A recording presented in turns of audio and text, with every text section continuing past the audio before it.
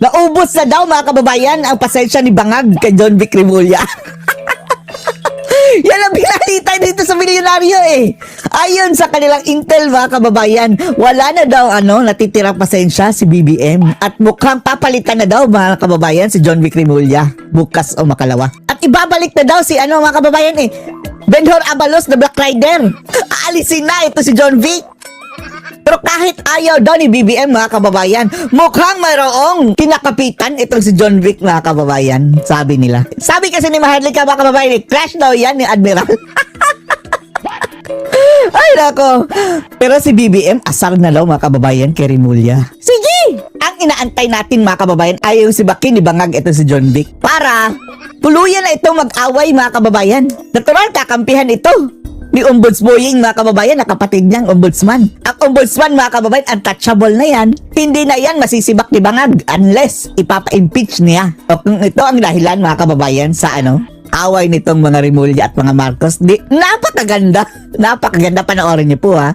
Nauubos na umano ang pasensya ni PBBM kay DILG Secretary John Vic Remulla. Naubos sa pasensya ni Ngagba. At umabot pa raw kay ito sa Remulla. puntong pinaalis siya sa isang press briefing sa Malacanang.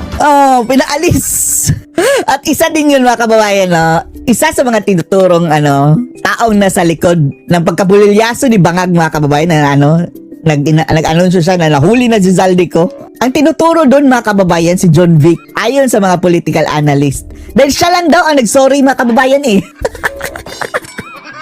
Ito'y matapos matakasan si Remulla ng ilang high-profile fugitive. Matakasan! Kabilang dyan, si Senator Bato de la Rosa. Wow, fugitive daw si Bato. Kayo lang naman ang nagdeklara fugitive si Bato pero ang Korte ng Pilipinas, wala pa nga, hindi pa nga nila dinesisyonan. Na wanted ng ICC. Si Charlie Atong Wanted ng ICC. Ipapatupad natin ang batas ng ICC. Diyos ko, Lord. na tinuturong mastermind sa missing Sabongeros Si Atong Ang namuntik nang mahuli. case. Si Hindi lang naabutan. former Duterte spokesperson Harry Roque. Mga kalaban mga kababayan ng sa politika. Pero ito, hindi naman yan tumakas mga kababayan sa Pilipinas. Di ba talaga pinaalis yan mga kababayan para hindi kumanta? Wanted dahil sa Pogo fiasco at si resigned Congressman Zaldico, isa sa key figures ng flood control scandal. Sige, Ayon sa sibakin nyo na si informant John ng Vic. Billionaire News Channel, kinokonsidera na ng Pangulo na ibalik sa pwesto si dating DILG Chief Benhur Abalos. Walang pagpipilian mga kababayan, Diyos ko Lord.